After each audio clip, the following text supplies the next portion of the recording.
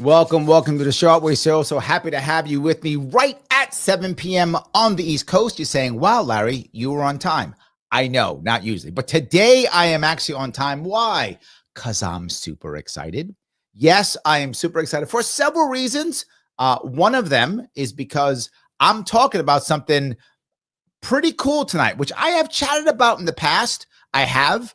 But some of you have thought, well, is it really that important? Larry, who the hell are you to talk about it? And you might go, Larry, you're the political guy, so why do I care when you talk about AI? And you're right. But remember, I am really good looking, which does, with that in mind, it does make it to where I have a better chance of saying smart things. That's not true. That's just a halo effect. Reality, I brought somebody here, though, a friend of mine, someone who you guys have seen before. Well, some of you have. If you haven't, you should.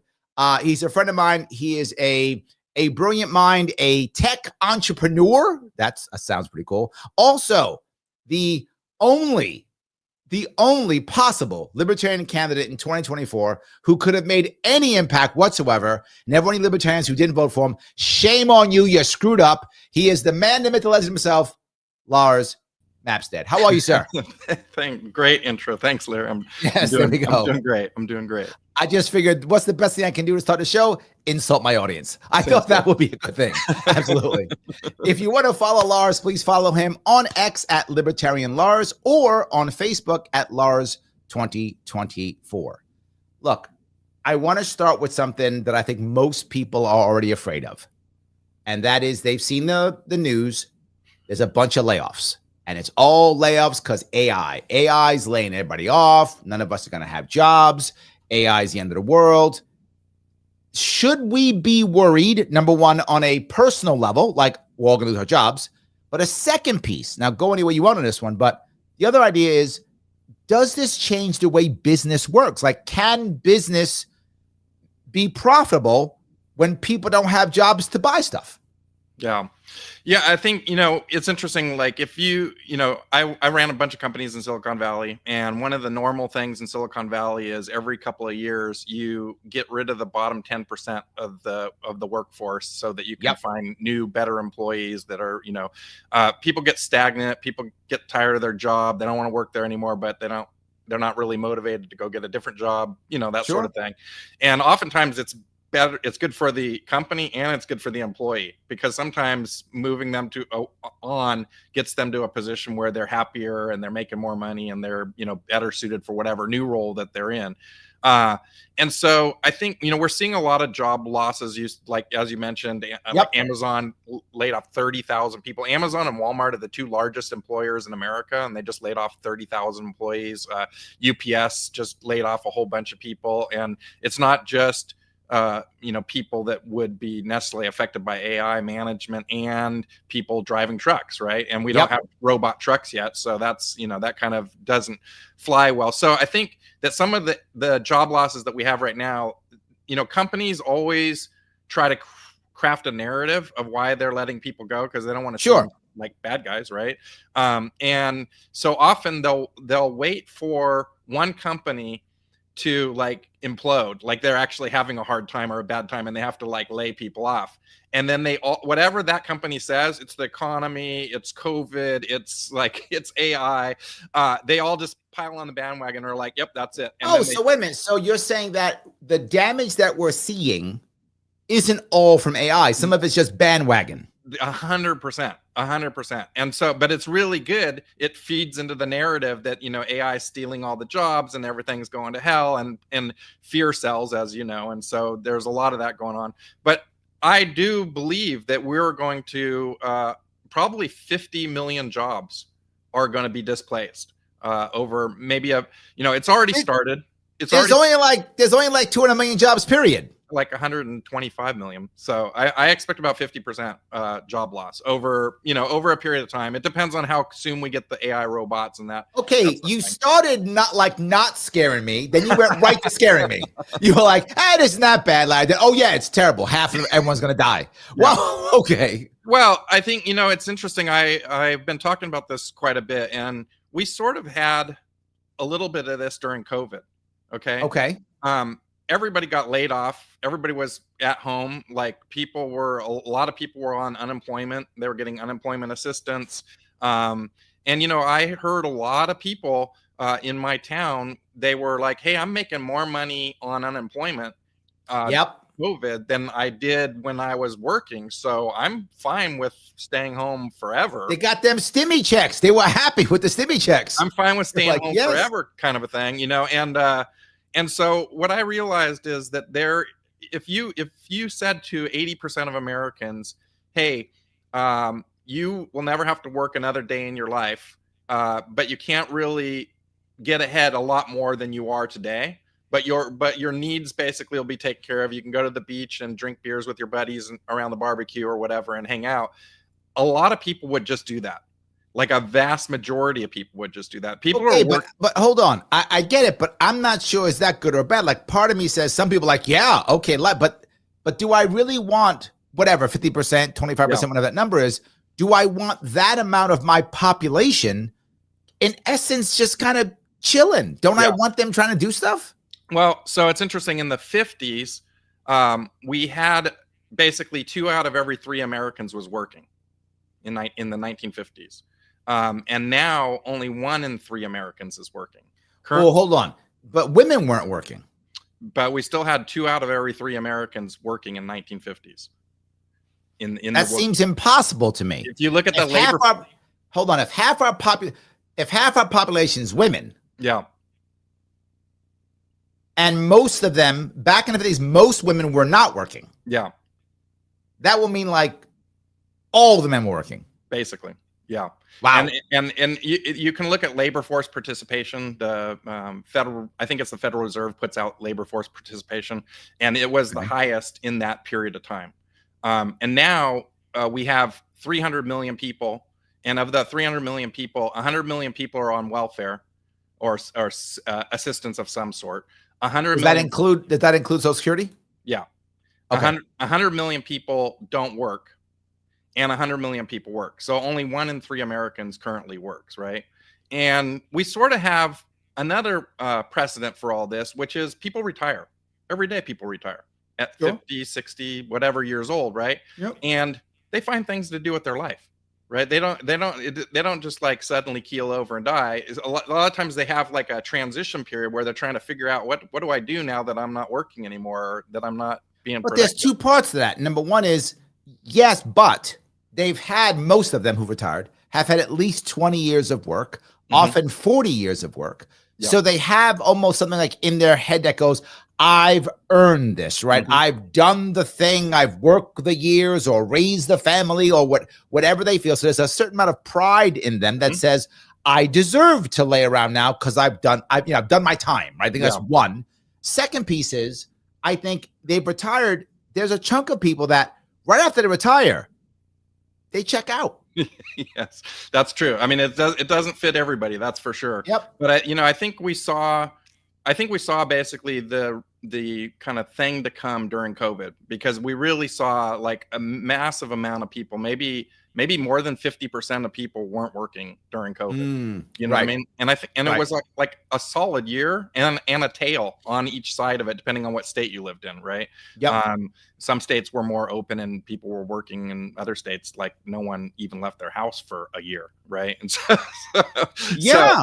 think part of that is what happened with a bunch of young men, right? Depending upon who you talk to, somewhere between 8 and 10 million men between ages of like 20 and 50 or something like that have, just to your point, checked out. They're like, I'm going to sit on some type of public assistance or do some kind of gig work or do some kind of black market shit. I'm going to like sell my weed on the side or whatever they're doing, right? And just so I have enough. And there's almost a joke now, because there's memes on it, like all a man needs to be happy now. It's like a mattress on the floor, a big screen with an Xbox and a computer, and maybe a dog. Like that's what men want, and it's a joke, but it's based on something real. And this goes back to my issue. If men are checking out like that, doesn't that kind of force women to check out too? Or I guess my point goes to happiness. Are retirees happy? Can we get a 30-something who retires because of AI to be happy? Yeah. I think it, obviously depends on the person, right? And because I tried to retire when I was 40 years old and went absolutely nuts, because I'm the kind of person that needs to be productive and needs to be doing stuff, right? But I mean, to your point, we have all these people on government assistance because the government is assisting people. It's you're literally competing against the market to, like, if the person can make $1,000 a month working at a job and they can make $1,000 a month sitting at home on their Xbox, they're gonna choose sitting at home on their Xbox. I mean, that's pretty much it, right? And so absolutely. The government breeds this sort of activity, right? And unfortunately, I think that's sort of where we're headed more of than less of, right? Because I do think that there's going to be a vast number of people that are going to be on government assistance, and that's just kind of going to be the end of it. But you're yelling UBI. You're yelling UBI. Yeah, well, I think and I'm not a fan of UBI, and I don't like. I like productivity. I like people, finding new and adventurous things and being part of society. But I kind of see. I think what's going to happen is, as people get laid off, they're going to be on unemployment, just like they were during COVID. And what's going to happen is the people are going to not be able to find a job, so they're going to go to the government. That's happening now already. And they're going to say, "Government, save me! I need daddy government to save me." And so daddy government's going to be like, "Okay, well, we'll extend unemployment benefits for a while." Got it. Right?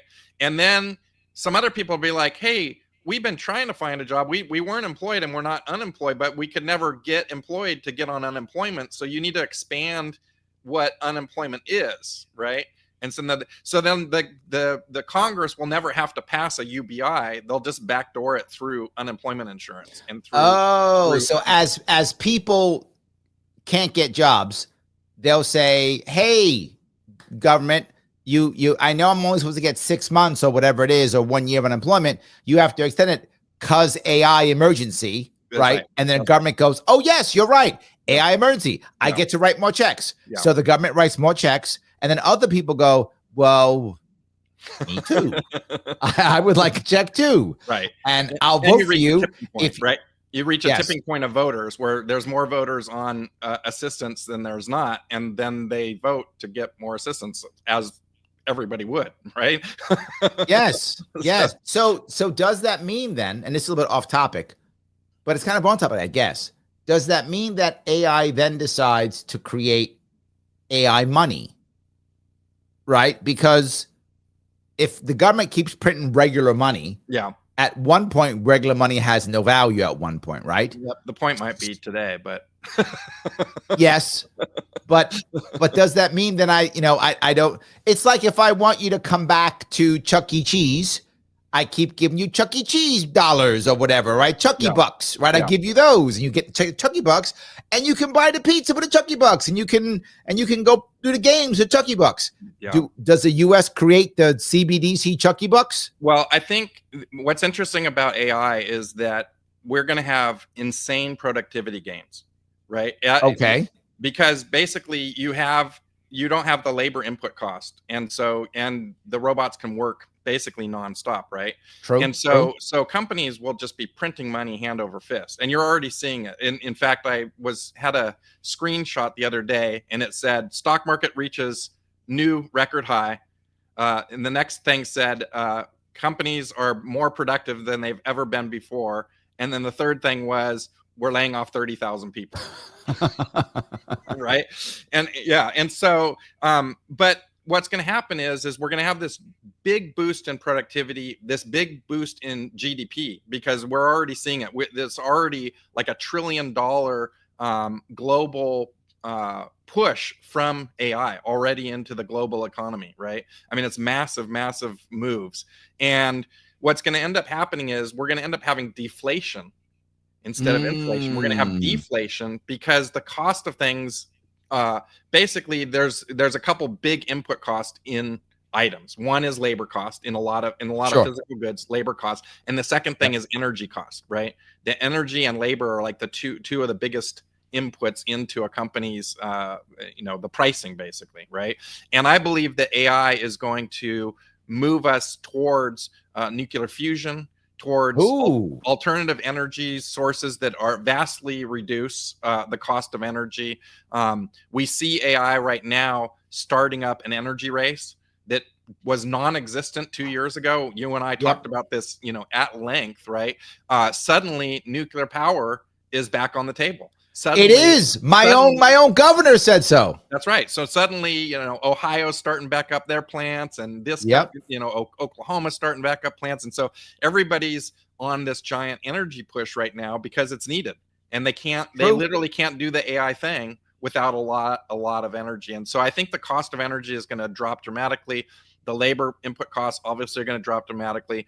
And so you could probably get away with less government assistance than we have today, even if you have all those extra people on government assistance, and they would be getting a more bang for their buck because of deflation. Because of the deflation. And so you may end up having a better lifestyle for, like, let's say you're the average person on government assistance right now. Yeah. What if there was so much productivity that you would have twice the lifestyle that you currently have, and 50 more million people would be on that lifestyle, and it wouldn't cost taxpayers more money than it currently is, right? So if I understand right, Lars, what you just said is you're for UBI. I got it. I hear it. Okay, I'm kidding. Well, I mean, I wish it was different, but the thing is, I'm a realist. I'm a futurist. This is what I see, and I can't not see it, right? Right. This is what I see, but there's this whole group of people that are pushing for basically AI abundance. Hold on. What'd you say? I'm gonna keep that again. AI abundance. Yeah, it's basically where you take what I just said, but times it by 10. Right? Okay. Times it by 10 to the point where it's not just the people on government assistance. It's just everybody has there's so much productivity going on, and there's not a scarcity anymore. There's not a scarcity of resources. Because there's just basically endless robots to mine and get all the stuff that we need, and the energy is abundant, and basically everybody's needs are met for very, very, very minimal cost, right? So it's mouse utopia. And there is a utopian piece to this that could come about, and I tend to think that that's where we're going to get to. Ouch. I remember someone said that AI, this blew my mind when he said it, solved math. Yes.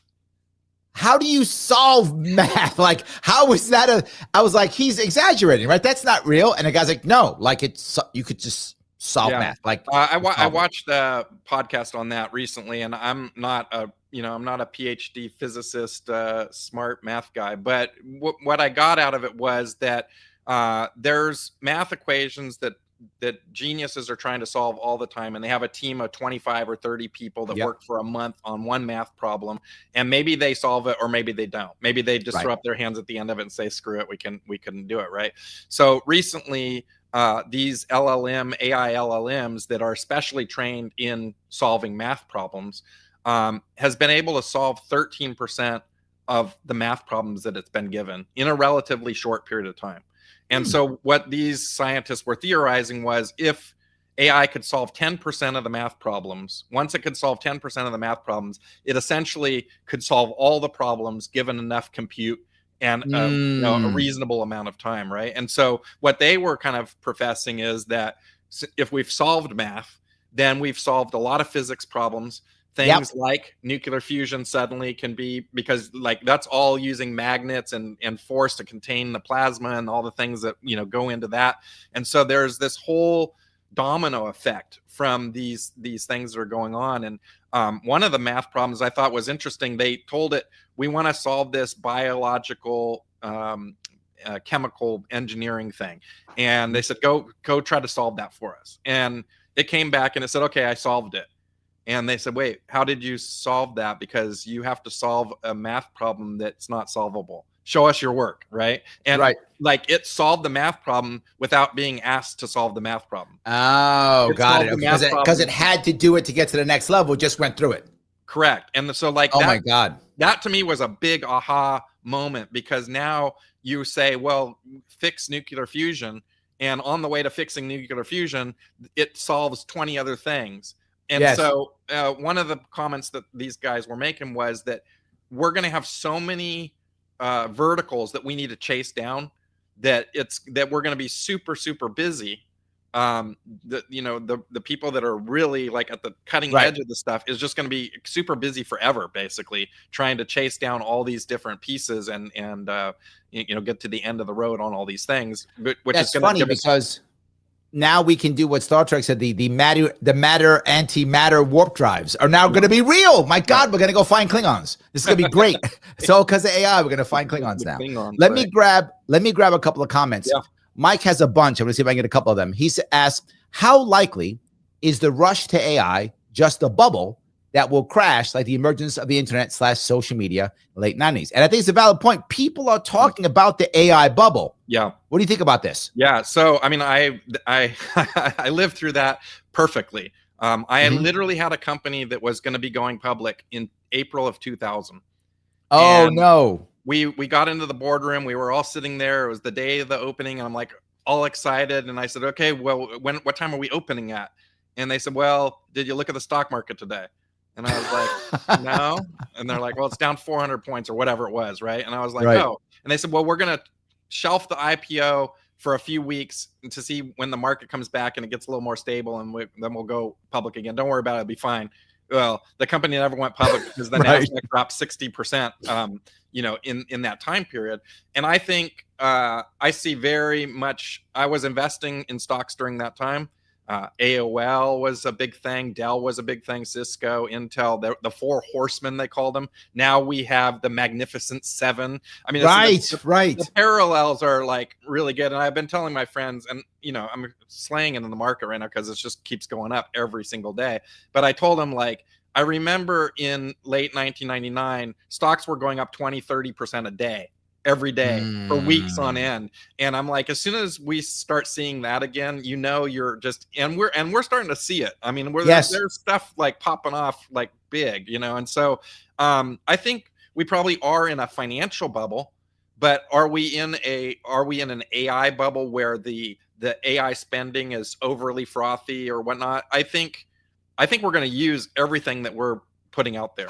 Like, it's the same thing at that time. The big thing that everybody was building out was dark fiber, right? We got to lay the dark fiber so everybody can get the internet. And they were buying Cisco routers hand over fist. And Cisco was the largest corporation in the world because everybody's buying their routers. And so now Cisco is in NVIDIA, and everybody's buying NVIDIA because that's the thing to buy. And so I see a lot of parallels. And do I think the stock market could take a hit here? Absolutely. Do I think that's going to kill AI? I mean, think about, did the .com collapse kill the internet in 2000? What have we done since the year 2000? Yeah. Like, all the greatest companies that are here now, Amazon and Google, and NVIDIA, all those things came out of the .com crash. So the beautiful thing about capitalism, which I love, is that those companies that are frothy, that are built on nothing, which I think are way less than it was during the .com, but I think you're starting to see people be like, they just put the word AI on their company in order to get a better IPO or whatever, right? Yeah. I think you're seeing that, but I think these companies are more real. They're generating huge, I mean, OpenAI is just, it's the run rate and the amount of money that it's generating is absolutely insane for a company that's only a couple of years old, right? I'm now going to become Sharpe Way AI because I want more people to watch. It's my new company now. Sharpe Way AI. That's what I am. I'm not real. I'm Avatar. Just watch more. I'm going to watch it every day now. Absolutely, yes. He goes on to ask, Amazon and UPS just announced 70,000 layoffs combined. Other businesses should have followed their lead. Does that mean UBI will become a reality? If so, how does, I think, this not break society? It's bringing just US. And this is the part I want to bring up. He goes on to something else. He says, is this happening too fast for society? This is the part that I am concerned about. This is the part I'm bringing up. I think you're right. It's obviously happening, right? Yeah. I get it. My worry, of course, is how do we he's right, it's bigger than the US, but I'm more concerned about the US, obviously. Yeah. How do we recover or respond or, I guess the point is we're used to saying things like, what do you do for a living? Like, that's a common thing that we say. Yeah. What happens when we go, what do you do now that you're on UBI? Right? That may not be a thing we want to say. Right. Yeah. I think that one of the things that I think is going to be a really important question for everybody to be able to answer is, what is your purpose?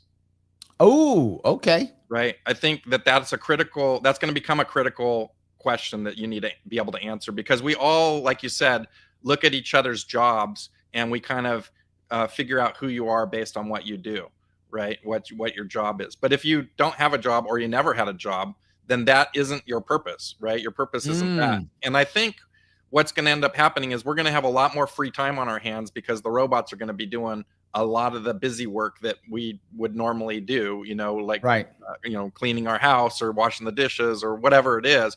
And I think Rick's with you. He says he's retired and AI might just be the thing for my so-called golden years. Yeah, your point. Yeah.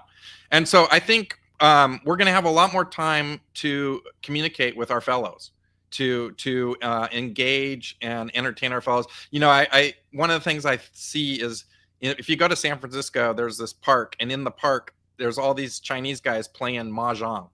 That's what they do all day long, right? And they have that here in Queens. It's a part in Flushing. It's the same thing. Okay, and so the thing is that is their social circle. That's what they do. Like, that's their main thing that they do, right? Yep. And I think we're going to be judged in the future by the quality of our relationships with our fellows, with our friends, and with our family. Like, how what's the quality of our children? How are they, how do they fit into society? That sort of thing. But because here's a problem with that, right? I think that would be great, but excuse me, AI is replacing our friends. So now we have people who have AI friends, AI therapists, AI girlfriends, AI boyfriends. If I'm gonna sit in my apartment, my 3-bedroom apartment I share with 2 other roommates. Yeah. And we have a bed, and I've got my Xbox and my TV, and my AI girlfriend never asked me for anything. I don't gotta take her out, I don't gotta have a date, I don't gotta nothing. Yeah. I can just say what I want. She's gonna tell me how awesome I am, how handsome I am. I don't gotta work out. She'll tell me how buff I am, right? She'll tell me whatever I want the whole way through, never complain. Why would I go out? Yeah, I think that there will be people, of course, that appeals to, that there's a group of people that's going to appeal to, and there's going to be, just as the case there is today, there's introverts that love to be online on their Xbox and play or whatever, and that's their way that they socialize. But there's also many people that need physical contact, physical presence with other people. So I think we're going to value. So let me push that then. Okay. Because that recently has been a thing, right? They've been talking about how AI actually has replaced mental health for many people. They've been using it as therapists, as friends, and since in places where suicide is legal, or I said the word, now I'm going to be canceled on YouTube, where erasing yourself. I'm sorry, I have to use baby talk on YouTube.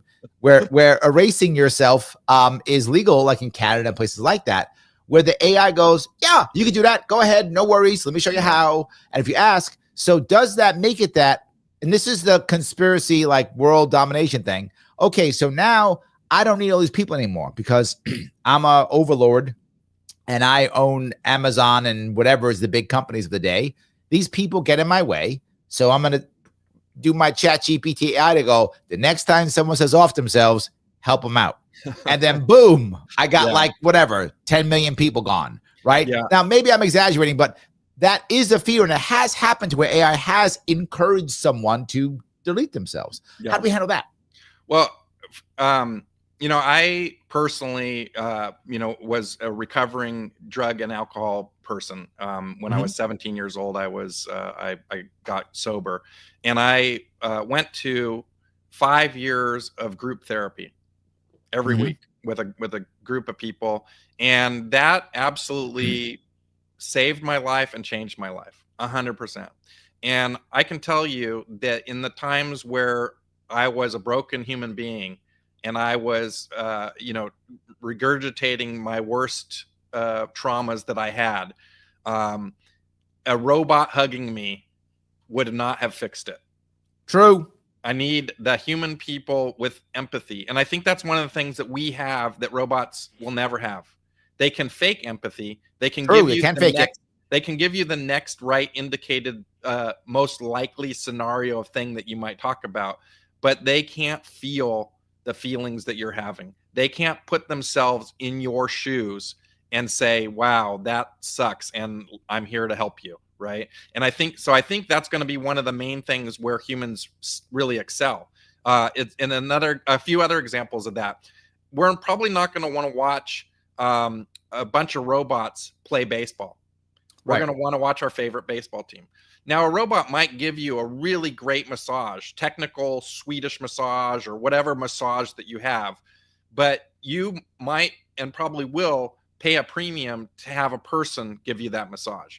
And there's something about what, whether you believe in souls, whether you believe in, spiritual stuff, there's something to be said about the human contact and the human interaction that I don't think will ever be able to be replaced by the robot. And I think that's going to be one of our greatest strengths, is our empathy and our compassion and our ability to love each other. So I like what you're saying, but here's my worry, and you know this personally. Lots of people, when they're going through that journey, my mother went through the same journey you're talking about. Boy, does it suck before they get there. Like, it sucks before they get there. You know what I'm talking about, right? People don't become addicts and just go, you know what? I think 3 years from now, I'm going to be at rock bottom. I'll just stop now. That's not what happens. They go to rock bottom. Yes. And then they get up. Is our culture or society going to have to go to rock bottom before we recover, if that makes any sense? Yeah. So, I mean, this is the piece that I've really been struggling with, because I do see this future of abundance that we're going to have, but I also see a transition period in order to get there, because there's massive economic upheavals coming with all these job changes. There's political upheavals coming with, people demanding. I was in New York City a couple weeks ago, and I saw my first protest sign against AI. And so I think that that's going to start becoming a thing. You're going to start seeing people with no clanker signs because the robots are going to be taking their jobs. You're going to see, obviously, the unions are going to get really uptight about all the job losses, because that takes away their power.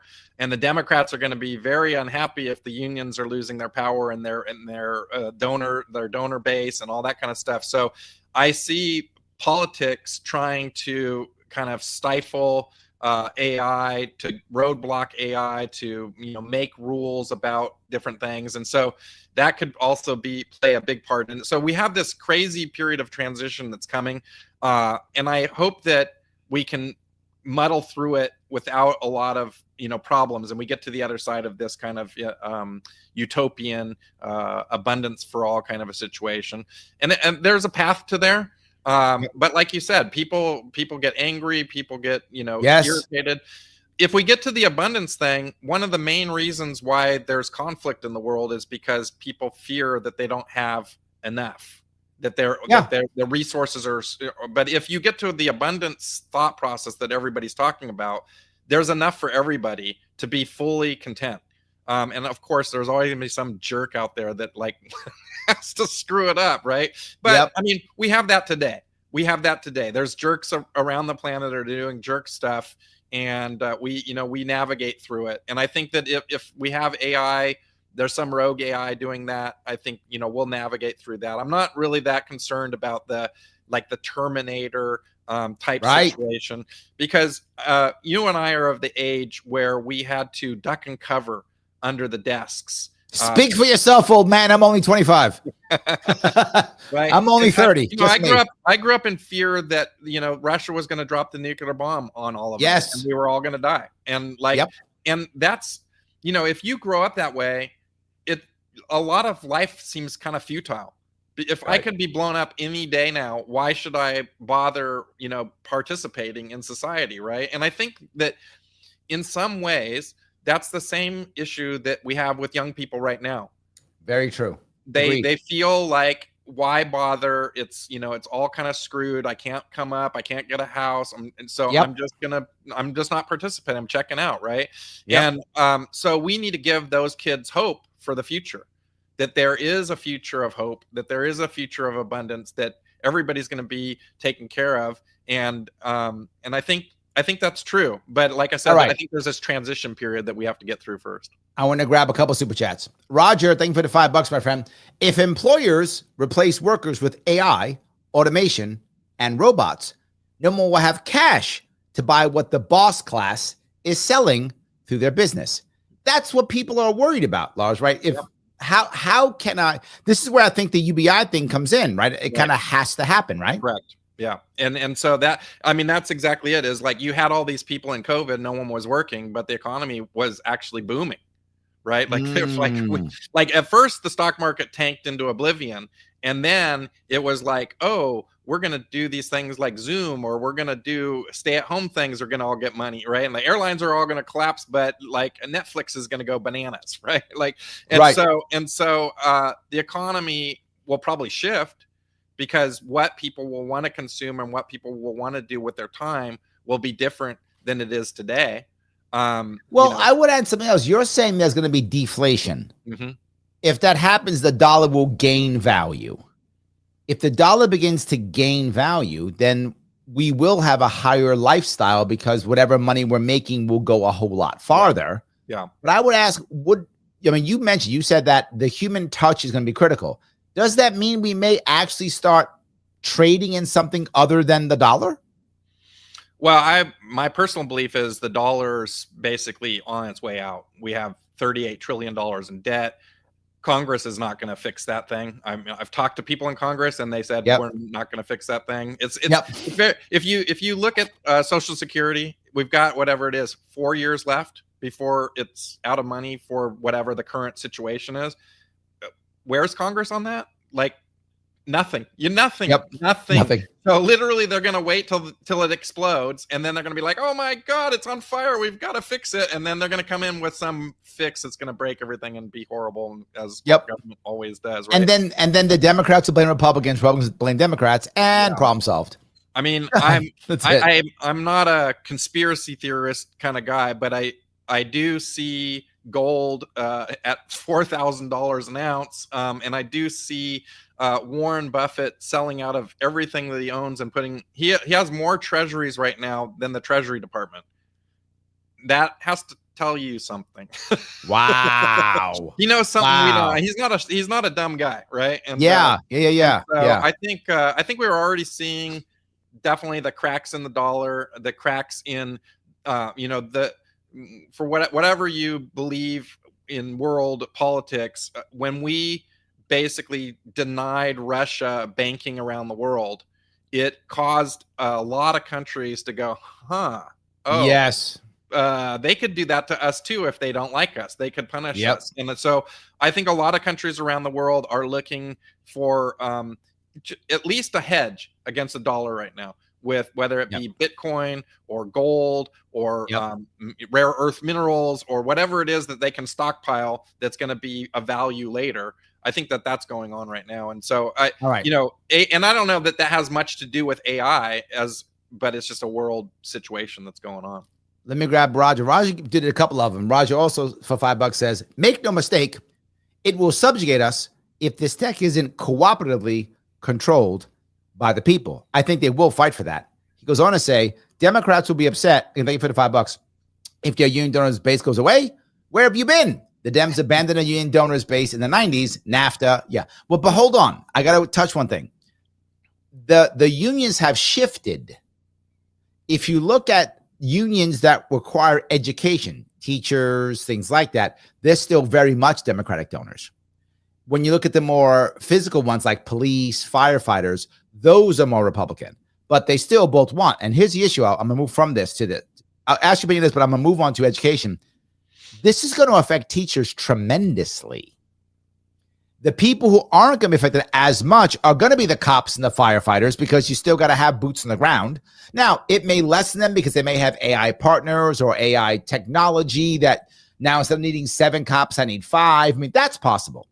But we're going to need cops and firefighters, and even building, right? Robots will maybe help bring the bricks over, but someone's still going to lay the brick or whatever. You're still going to need bodies for physical stuff. Yeah. But when it comes to teachers, I mean, I'm sure you've seen this stat. They already know kids learn between 5 and 10 times faster with an AI than with a teacher. Yeah. So I gave you a lot. Go ahead and grab those. Yeah. Well, I'll go on the teacher education piece because it's something that I've really thought about quite a bit. You know, if you're going to have a robot at home that has the world's best teaching models inside of it, and it can teach your kid at the exact level that they're at the Yep. exact style that they're, if your kid has dyslexia or it has a learning disability or whatever, the AI will know all the tips and tricks on how to like get your kid to excel the best Yep. in that situation. If your kid is really into dinosaurs, the AI is going to tailor the entire lesson plan to dinosaurs. Let's count dinosaurs today. Let's, you know what I mean? And so they can really tailor it. And more importantly, right now, a lot of people feel that the public education system is indoctrinating children with a certain ideology. Sure. Well, you can train your AI robot with your own personalized LLM behind your own firewall at your house with your belief system and your ideals, right? So, and it can have it know all the things about the religion that you practice, maybe, and it will teach your religion to your kids, and so you can really, also the AI and the LLM, if it's living in your house, it's going to learn from you, and it's going to learn your parenting style and the things that you think are right or wrong, and it can basically act as a kind of surrogate parent, right? Not only for your kids, but for your elderly parents that need home care, right? So now the elderly parents can live at home, and the robot can take care of the parents without having to go to a certain hospital or an old folks home or something like that. And so people, I think, will have much more time in their houses in the future. But I think what's going to end up happening is, after one short period of time where AI is teaching all the people that homeschool already, because there's millions and millions more and more already. Your kid is going to go to the park with you, and they're going to be because they're going to need to get out and socialize, and they're going to go to the park to play with other kids, and the other parent's going to be like, Larry, how are you teaching your kid, because your kid seems like almost smarter than me, and I'm not really sure what's going on right now, right. And then that parent's going to be like, oh, I teach my kids at home with AI, and they're like, oh, so my kid's going to be super left behind if I keep them in this school with these people, and they're going to pull their kid from the school. And we're talking these robots that they're talking about, we're talking like 20 grand, less than a car, right? So this is a thing that's financeable for $100 a month, and if it's for your kid, you'll drop it. Right. Exactly. Right. Even if 20 grand is a lot of money for you, if it's for your kid, you're going to finance it. You're going to drop the 20 grand and finance it. It's for your kid. You're going to do it. That's right. Well, I mean, people do that for college all the time, and it's a lot more than 20 grand, right? It's a lot more than 20 grand. And then and see, the thing is like, actual teaching of students is like a 3 to 4 hour max a day kind of a situation. All the rest of it is just like running around, transportation, changing classes, break times, and all that kind of stuff. And at home, you just don't need that. So the kids are going to be way less like stressed out and burnt out on 8-hour days, and then come home and have homework and stuff. It's just busy work that I don't think is really. I homeschooled both my daughters during COVID time. I know exactly what you're talking about. They could do it a whole thing in 3 hours. Done. So I think with my what I've been saying is that inside 10 years, most public education will be non-existent. So, we can only hope. That's teachers, administrative staff, boards of directors, all that kind of stuff. I think that just goes. And so then we have all these public buildings everywhere, which I think will end up being, because people are going to still want to play sports. They're going to still want to have choir class and things like that. So I think that the schools might still exist in the sense for that sort of stuff, right? Like, you want to go to poetry class or drama class or drama club or whatever. And it's like, speaking of that, I was thinking about how like AI is probably going to be able to make some really amazing movies, right? Insane movies, right? And that's going to put a lot of people out of work. But at the same time, we all still go watch Broadway shows, right? And because there's this human element that you can't get anywhere else. You bringing this up, I've told my daughters. My youngest daughter is considering being an actor, and I've had her going to a couple of school, couple of classes, working on that piece. And she's like, "Dad, I really want to be like an actor where I can go on a stage." And she's doing stage work. I said, "That's the smartest thing," because when it comes, you're totally right. What have we never stopped? No matter what technology has done, we've been going to some place to watch people act since the Romans. Mm-hmm. Like, we have not stopped since the ancient Greeks. We've been doing it for 3,000 years, and we're never going to stop. You're right. We want to go watch people do stuff. Mm-hmm. And we want to watch it live, whether that's a baseball game, as you mentioned earlier, whatever it is. Concerts are still going on. 100%. Yeah.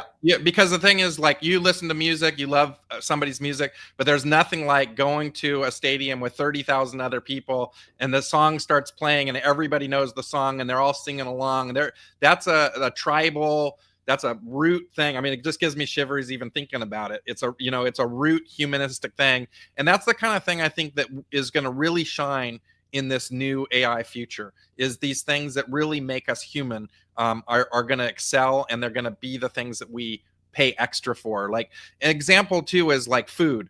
Robots they're going to be able to make perfect food every time. Some of the best food for the cheapest amount of stuff. But you're probably going to end up paying an extra fee or pay extra if you want a human server to interact with you. Like a human bartender versus a robot bartender. The robot bartender will make the drink perfect every single time. And it may even have banter with you, but it's not going to be the same as the guy cracking jokes and you're behind the bar. But the two things, it means that the guy or gal who's a server who now may be struggling is going to become elite. Yeah. So that person, right? Because like, if you're a regular bartender, you might struggle. You might make 20, 30 grand a year, depending on what city you're in. That could be nothing compared to cities. Some cities you can survive in that, some you can't. 40, 50 grand a year, maybe, who knows where you are. But if you become an elite bartender, only the wealthy are going to be able to pay you. You're going to make like 400 grand a year to be a bartender because you're going to be the elite bartender. But the other problem with that is it unfair because only the rich people get to have a human bartender? Well, I think, growing up poor as I did, I remember going to Taco Bell once a month was a big deal. Like, we were very excited in the backseat of the car that we were going to Taco Bell and we're going to get a 7-layer burrito or whatever it was that we were getting.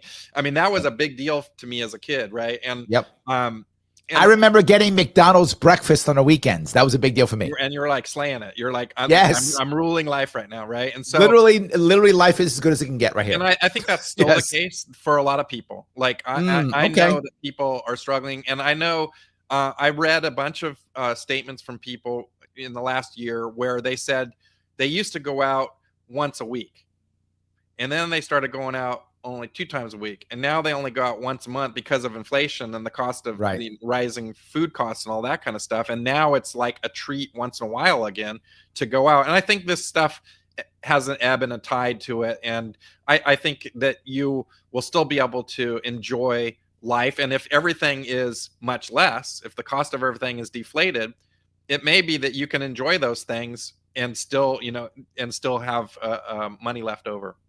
All right, I got to do a little bit of work here.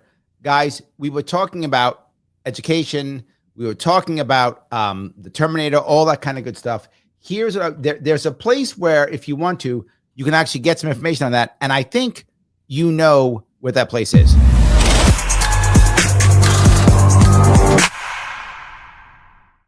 You knew it was civil. Of course you did. Yes, because it's always civil. It always is, because every single show I do, I show you something cool with civil. Here's another one. This is from earlier this year.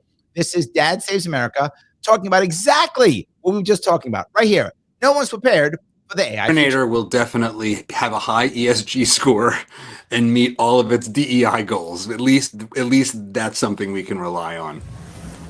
Hey there, friends. Welcome back to Dad Saves America. John Popola here, and I thought I would take this Friday to explore the world of artificial everything, and especially...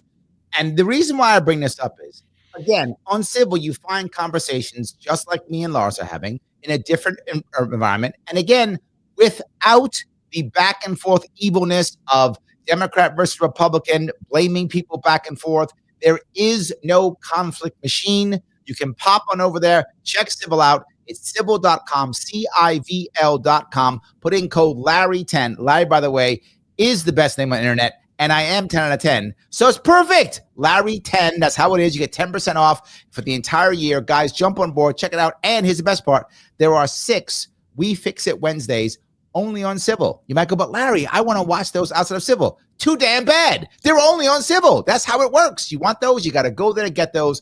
Check it out. You will always see something cool on Civil. CIVL.com. We are upgrading civilization. Code Larry10 for 10% off. Please jump on board. They are a sponsor of the show. I'm part of them.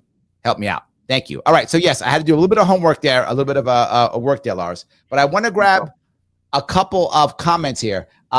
Anne Marie AI Boss, that's an AI bot, literally, that is on Rumble, says, AI Lars has moves. I watch his videos on Facebook. Well, there we go. Someone watches your moves on Facebook because now you're rapping on Facebook now, right? That's right. I'm rapping on top of the pyramids. I'm rapping on while I'm surfing.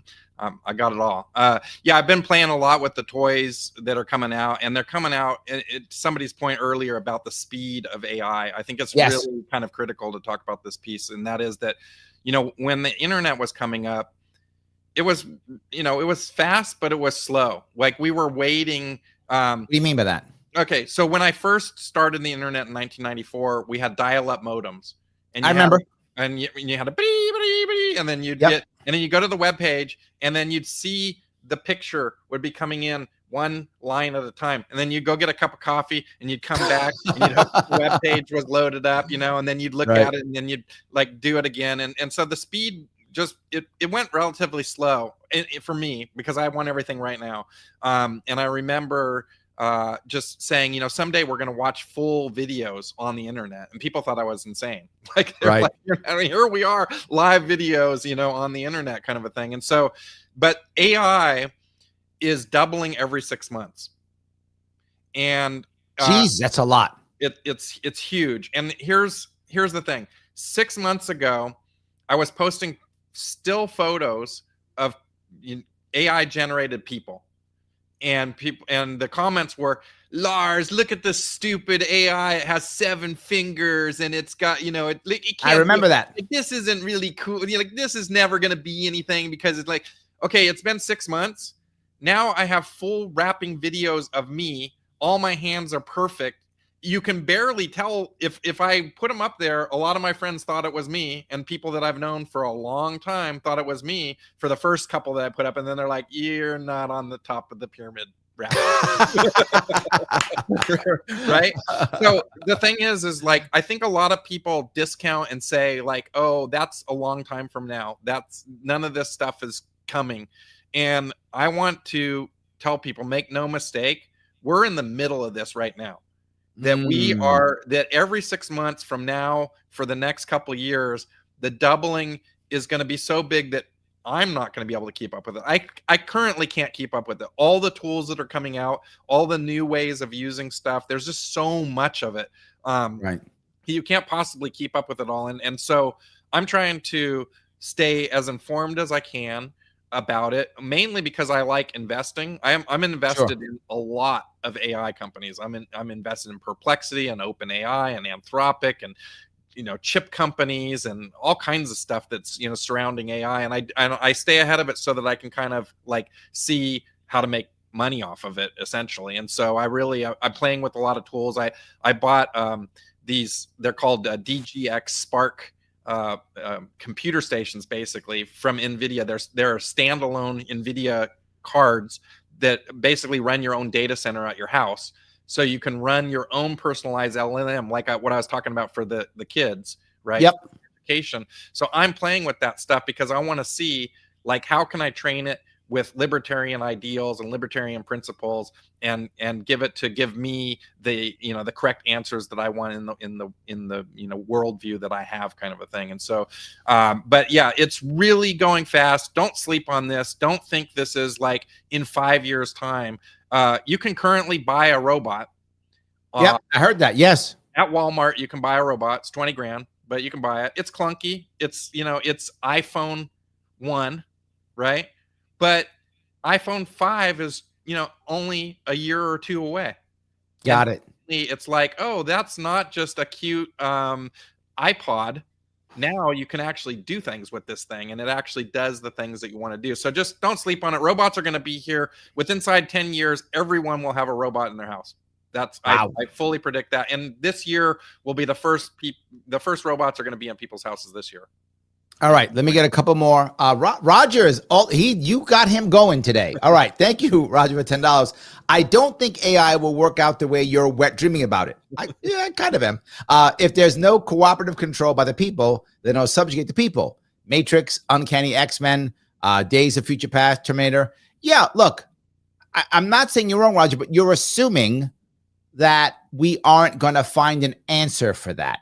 And I think we can. My worry is that it may begin with some form of subjugation. I think that's possible. And here's my other worst part is I think we may voluntarily accept it. We might be like, subjugate me, baby, because it feels good. So I get to have what I want. I get to have my robot, sexy guy or gal I put the part on that I want when I want it, right? I got that. I'm able to lay at home and watch videos, and my partner never complains. I don't gotta lose weight. I mean, it's nice. So I think we might beg for it, to be forward with you. I've seen humans do it. We might beg for it. But I do think in the long run, there'll be enough people who will go, no, we got to have some control. But maybe I'm wrong. What do you think, Lars? Well, I think right now, the whatever government we have are trying to wrap their heads around some of this. You just had legislation come out in Colorado around AI guardrails. You're starting to see other states have AI, lobbying and regulations, and it's going to be really challenging for these companies to comply with 50 state legislation. Yes. So I think that the federal government's going to have to come in and sit and come up with a plan. But they're so speedy, and they're hard at work in Washington right now, as you know. Busting their butt. The House and the Senate, they're meeting every day. No. Yep. They're not caring so much. Boy, they care. I feel the love. I feel it here. Absolutely. I feel it here. But I think to the point of the comment there, I hope and I believe that we are going to have a Star Trek future versus a Terminator future. Okay. That we do get to this. So point. We're going to meet the Klingons after all. I was right. I think we're going to meet the Klingons. I think I like that, it. One of the things that we're going to be freed up with all the mundane tasks that are taken off of our plate. We're going to be freed up to think more, to dream more, to dream bigger, and to go after things that we otherwise wouldn't have because we didn't have the resources and we didn't have the time to do it. And I think we are going to basically become a species where we are about exploration. We are about learning about the unknown, which was what Star Trek was all about, right? Is find strange new worlds and explore places and explore things. And I think that's where we're going to end up heading, and that's going to be the final frontier of humanity, right? Is that we are going to be looking for all these things. So let me grab a couple of comments. The Scientific Libertarian says, you got Lars. That's awesome. True. That is true.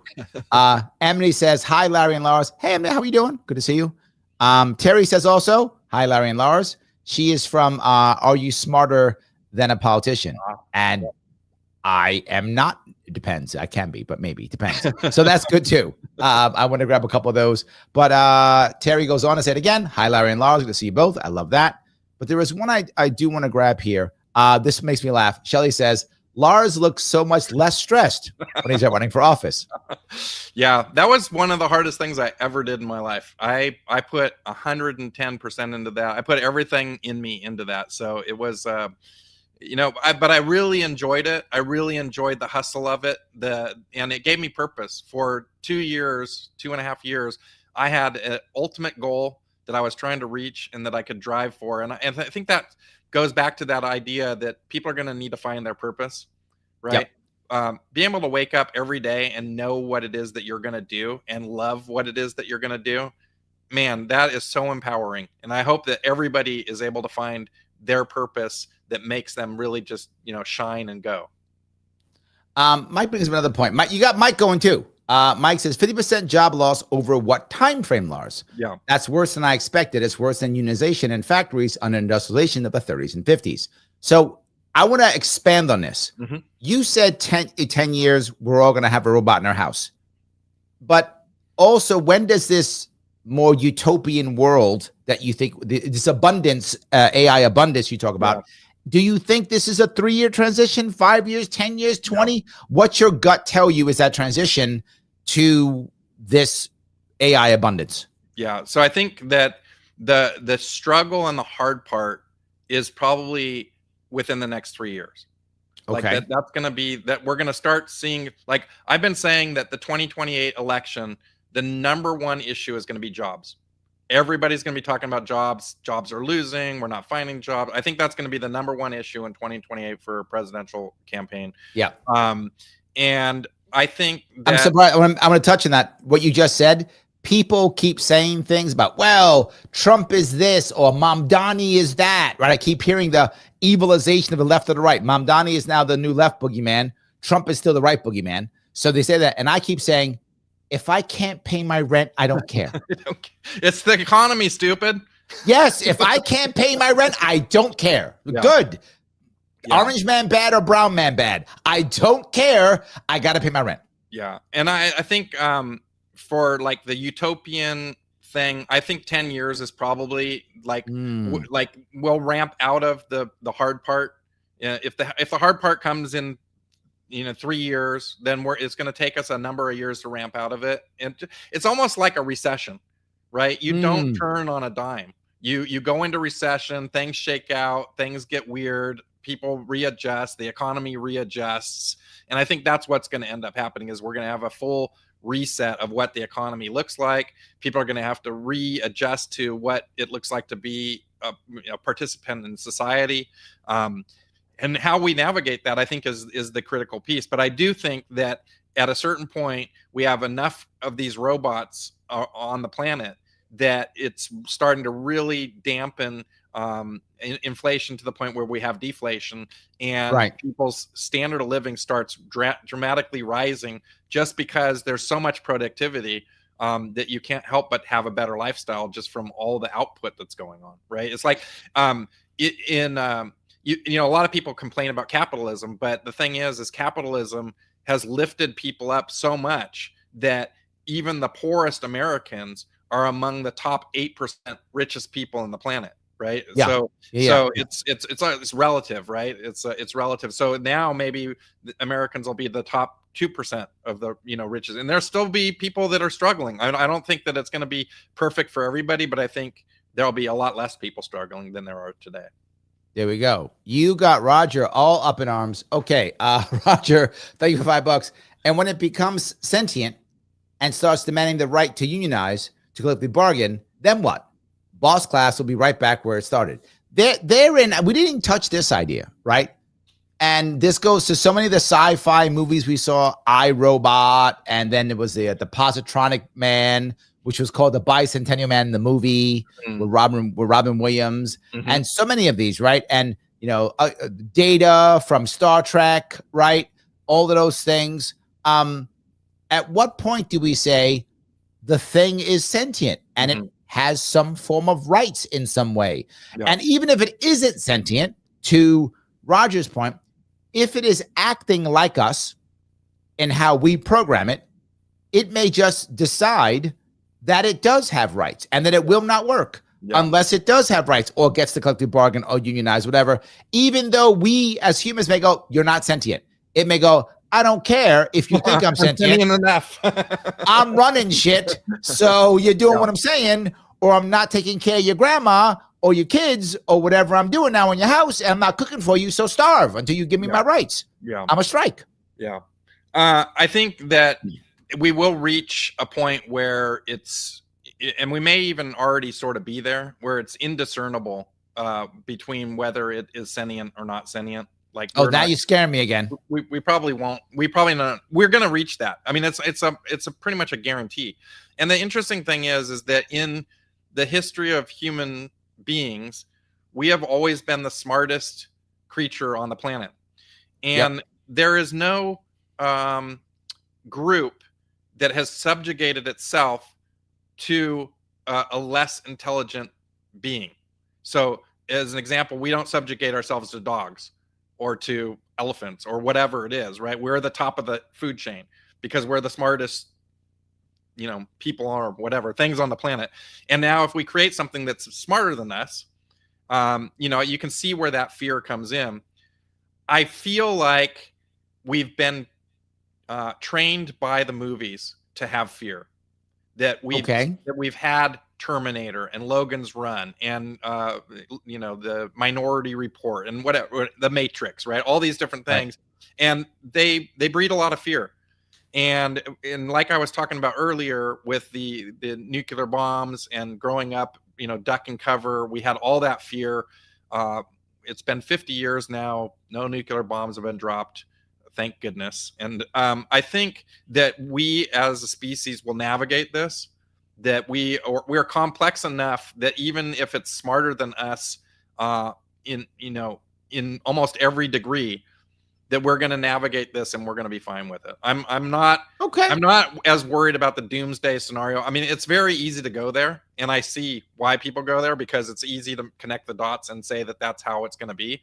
I hope that it's not. I think that the worst part of it is going to be this transition that we have for the economy and for people trying to figure out what their purpose is. And it's basically that like transition of like, everybody's going to be retired, and what does it look like for everybody to be retired at the same time? And how do we start behaving as a society around that? All right. I got to do some housekeeping. Guys, this Friday, the Sharpe Club is at 8 p.m. If you are going to show up at 7 p.m. this Friday, there's going to be nobody here. So don't do that. Show up at 8 p.m., the Sharpe Club. Me and 3 people here chatting, yapping as we do. Please join me on Friday. Tomorrow, 7 p.m. AMA. You guys ask whatever questions you want. It should be a lot of fun. Next week, don't forget, next week, Sharpe Way will only be on Sharpe Way Properties and Rumble. It'll only be on Sharpe Way Properties because I don't want to get in trouble with who, the feds. I don't get in trouble. So I got to split myself up, which means Monday, the only show you're going to see at Monday night is going to be the Gov Shack, which is going to be on Larry Sharpe Properties. Don't forget that as we start moving forward next week, we're splitting them up. You're saying, Larry, how in the world can I handle all this? Subscribe to all my stuff. Done. Like and share all the things. Just do that and you'll never miss anything because you love me that much. So please do that. Remember, next week we're shifting. Larry Sharpe for Governor stuff goes here. Sharpe Way stuff goes there. So I don't get myself in too much trouble. I'm going to get in trouble, but just not that much trouble. We'll do it that way. Please be good to me. Make sure we follow that. A little bit of housekeeping there. All right. And again, Roger has one more. He's not done. $2. Roger says, who will own the tech, Lars? Will it be us? Will it be the government? Either. I mean, he's got a valid point. Will the government own the tech? Will oligarchs own the tech? Will small business people own the tech? Will individuals own their tech? And this even goes to like the kind of idea of a lack of privacy, right? Because if we all have robots in our house, do we all basically have feds in our house? Yeah. Do we basically have, snitches? Do we have snitches in our house? Does every house have a snitch? Yeah. Well, almost everybody, not everybody. I mean, people that are really about privacy don't have these things, but a lot of people have a cell phone, which listens to you. They've got Alexa, or they've got Google Home, or they've got cameras that like see their front door. I mean, I was listening to something the other day, and they said privacy and the Fourth Amendment are basically dead, and that we live in a global airport. And so whatever you expect to happen in an airport, that's what is going on around you all the time. And that you are going to be surveilled. That's just the way of it, right? And that doesn't do anything for the people like myself that like privacy. But yeah, I'm not liking this. This is not good. But that's actually where we're at today, right? And so the thing is who will own the tech? Well, like that's kind of why I bought these machines to run these LLMs at my own place behind a firewall, not necessarily connected to the internet. Oh, because there is. So there's open source tech right now. And then what's really interesting is the number one driver of open source AI is China. Now, I don't know if they're backdooring stuff in there because, that's what I'm starting to think. As Yeah. a good conspiracy theorist, you would be like, oh, maybe they're backdooring stuff in there. But there's a lot of open source stuff on GitHub, and if you're nerdy right now, but in the future, you won't have to be nerdy. There'll be easy applications that you can buy that run standalone. And, you'll have to do your own due diligence of whether they're spying on you or not, because who knows what apps you've installed on your phone right now that aren't spying on you. You don't know. Yeah, but hold on now. There's a couple things here. All right, so if I buy the robot, yeah, then this even goes like the idea of right to repair. Yep. Right. If I buy the robot, yeah, does the company go, yeah, you own the robot, but we own the software, therefore we keep spying on you? Yeah. And I can't just go, no, right? Or get off the internet or whatever, right? That kind of thing is what I worry about. And then also, how many people are going to know, hey, wait a minute, I can get this and I can run it locally. I don't have to have it connected to the internet. But the other part is, doesn't my AI work better when it is? 100%. 100%. But you can still train it. You can have guardrails on your own home robot and say you can only do these things. You can only, like, you can train it. And I kind of see like our friend Thomas Queter. He has the wheelchair thing, and the government wouldn't let him build a wheelchair, and they wouldn't let him have the right to repair his wheelchair. And so he came up with an open source wheelchair. And now people are building this open source wheelchair all over the country. And so I think that there will be a time in the future where there will be open source robot parts that will be easily accessible, and you can have your local, maybe you don't want a robot building your robot. Maybe you want a human building your robot so that you know that it's secure, and maybe that's a new job that comes about, right? Is like, we have the tested human that's not going to subject you. So I think that there's an opportunity for open source robots controlled by your own LLM that are not controlled by either big government or or a corporation. Okay. Yeah, that answers his second question. He says, no, I mean, who will own the companies who make the tech? Will it be co-op companies from a developer standpoint, not a consumer standpoint? So I think this, you think people will just do it open source and let people have it? There will for sure be that. I mean, if you look at OpenAI, that's started as an open source nonprofit. They just changed today. But I think that you're going to have a lot of people competing, especially if you start getting to this world of abundance that we're talking about. Because if you don't need to hoard resources, and you don't need to be the king of the hill or whatever, then you're going to be much more about being philanthropic with humanity. And you're going to be like, I'm just starting this company because I am successful and rich, and I'm just going to give it all away because that's my mission in life. That's my purpose in life. My purpose in life is to make a robot that isn't run by the government and isn't spying on you, and make it super cheap for everybody, and let them run, and let them be their own ruler of their own tech, kind of a thing. So I think that will definitely be there. In the beginning, will it be that way? No. In the beginning, it's going to come from a few companies that can afford to actually build the things and do the thing. But as the tech comes, it's like TVs. Like, you used to buy a TV and a big screen, thing was like $4,000 for this giant hunk of crap and now that same TV is $246 at Best Buy, and it's like 50 million times better than the thing that you could have bought before. And I think that is exactly how robots will be. And you'll get to this point where the robots are so cheap, and the parts to build them are so cheap, and the tech is so easy that pretty much anybody will be able to put them together at their own house. Got it. $2 from Anne-Marie AI Boss. What programs does Lars use to prompt? Yeah, I try pretty much everything. I use Grok. I use Perplexity. I use Claude, which is Anthropic. OpenAI, obviously. Sora is from OpenAI. I'm starting to use a bunch of open source stuff on my own machine at home, and so there's a bunch of resources there. This week I've been playing a lot with video, as people have pointed out. Meta has a new video generating program that's tied together with Instagram, and it is amazing. It's kind of mind blowing, and they're doing something really smart with it. You give it the prompt, and you say, make this, snowboarder rapping on the Alps or whatever, with yodeling in between or something. And it generates 4 videos at the same time of that prompt, right? Wow. And then it shows you the 4 videos, and then you pick which of the 4 videos you like appeals to you the best. And the genius part about this is you have literally millions and millions of people generating these videos every day, and they're training the AI by clicking which one is the most appealing to them. Got it. Right. And so now the next time it generates a video, it's like the 10 million people like this style the best. I'll give them more of this style. Right. So it's right. The algorithm. I mean, the dopamine hits and you were talking about addiction. I mean, that yes. stuff is going to be like crazy because they're going to be delivering to you exactly what you want, and they know exactly what you get. I mean, we all already get that in our ads, right? If we're into like health, we start getting ads for nutrition and for absolutely workout and all, but it's going to get even more insanely tailored than that, right down then to why am I getting ads for furries? you got to stop going to those furry conventions later. That's my problem.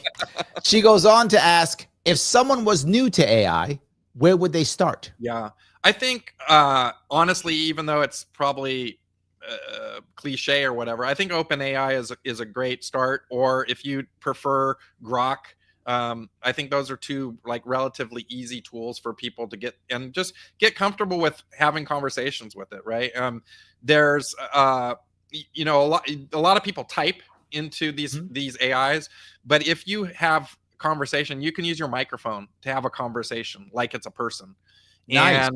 And I use it all the time like that to kind of suss out ideas. I just have a conversation. And so like one of the things I've been doing lately is I told the AI, I want you to debate me on my favorite topics. I want you to debate me on UBI. Let's say we're going to have a debate on UBI, and I'll take one side and you take the other. And it's going to sharpen me in my debate, right? And then at the end of the debate, I say, well, where did I screw up? Where could I do better? What could have I done to change your mind? And so you get better and better at this. So, and you can use this all the time for all kinds of things. Like I use AI this last year in gardening. I went around with my phone and I took pictures of all the plants in my yard. And I said, what is this plant? What kind of fertilizer does it need? How much water does it need? What kind of sunlight does it need? Why does it look like this? And what do I need to fix it? And my garden looked better than it looked like ever in my entire life. Like it just was. Wow. You, right. This is literally going to be our education for our kids too. Same thing. Yes. Exactly. Same thing. Wow. All right. I'm getting a lot of super chats popping up here. Roger is not convinced at all. It didn't work, Lars. Didn't work. He's another $5. Thank you, Roger. I appreciate it. So we're supposed to have confidence in your hope with no cooperative control. Nah, that's okay. You can keep that. Well, Roger, let me come to defense if I could. This is not sponsored by this show. Don't get me in trouble with the FEC, Roger. I happen to be running for governor of New York. What a coincidence that is. And I have been talking about the idea that we should allow for more cooperative control. We should not be attacking people. If you want to, you should be able to do that. Support it with local co-op banks, all those things. So if more people would vote for me and support me, well, Roger, we might fix that. Just saying, because you asked. Be mad at FEC. Well, I have a piece to this, and that is that just like this is happening regardless. This is coming down the pipe. There's no stopping this thing. It's game on. I agree, and there's no stopping it. And so the result is going to be the result. Now we have a choice. We can sit here and we can watch it unfold as it unfolds, or we can go out on shows like this and talk about it and educate people on what's coming and have people make informed choices and make people more, knowing what is coming. Because if you're more informed, you're more likely to have a better outcome than if this thing just hits everybody sideways. And so I agree with you. Like this, it's like if we were the nuclear war thing, you're not going to do anything else. You're powerless over the push of a button in some other place, right? You're not going to do anything about it. And it sucks. And we all don't want to die from it. Right. But we can educate people that nuclear war sucks and that there's no good outcome. And we can all work together to have a better outcome than killing all of ourselves. And I think that that's what's going to end up happening with AI. And so part of my purpose is to go out and teach people that we have alternatives, that we can steer this ship towards this utopia, towards this world of abundance. And, whether we get there to the degree that I'm talking about or not, at least we head in that direction is way better than closing our eyes or putting our head in the sand and saying, well, I hope it doesn't turn into this, dystopian nightmare where we're all being controlled and the corporations rule us all and we're all totally hosed. I think that we have, purpose, and we can make this a different outcome if we want to. So Lunatic, thank you for the $2, says, be a producer, not consumer. Let me push back on a bit. I think we want to be both. I've been telling my daughters this, as you know, I'm raising 2 daughters. Lars just had a granddaughter, so he's actually ahead of me. Damn you. So I'll catch up. I'm going to go yell at my oldest right now. Anyway, so I think you want to be both. I think you want to be able to produce and consume both. It's consume the things you want, and then, of course, produce also. I used to say to my daughters when they were younger, I would say, no matter what you do, always create. Make sure you're creating in some way, create. Because if you don't create in some way, you're going to wind up just being a consumer to Olympics point. But I think this goes with what you're saying, Lars.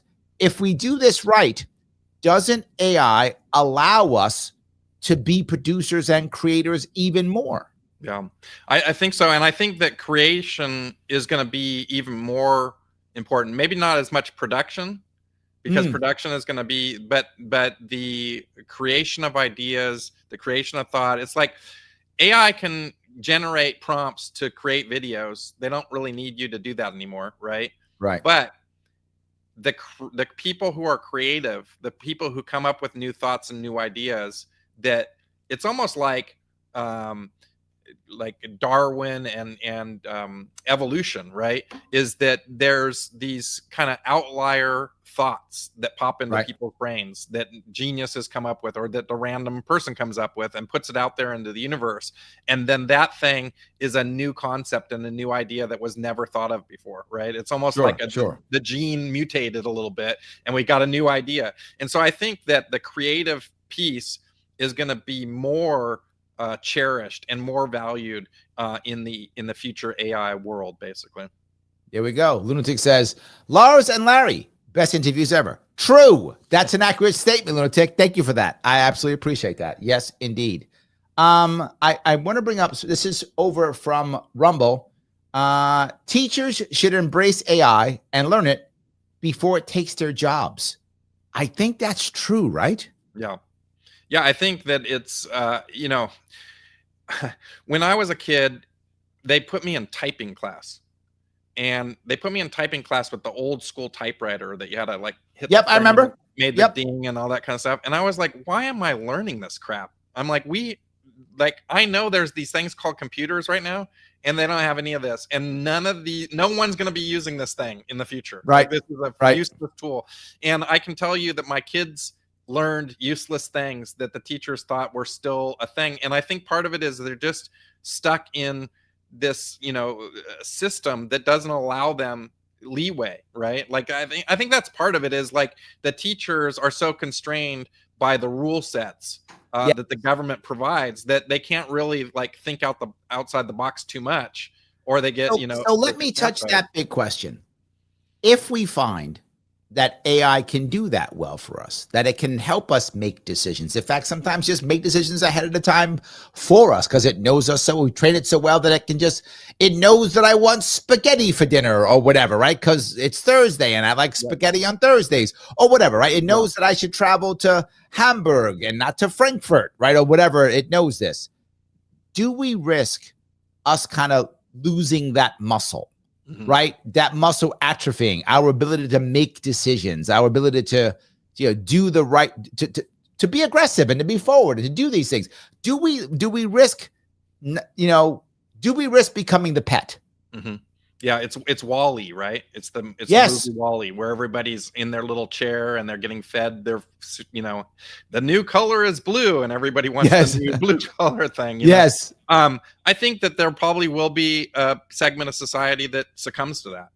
But there's also a lot of people that are driven, that are not satisfied with just the status quo and just muddling along, right? There's a lot of people that's fine.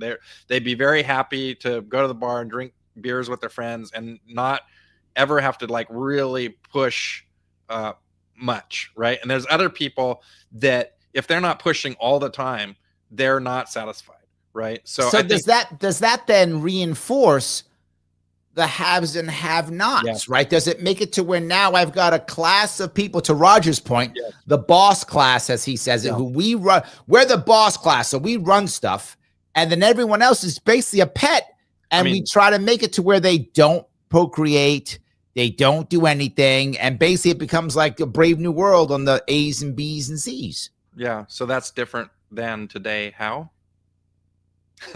I think it makes it worse, is what I'm saying.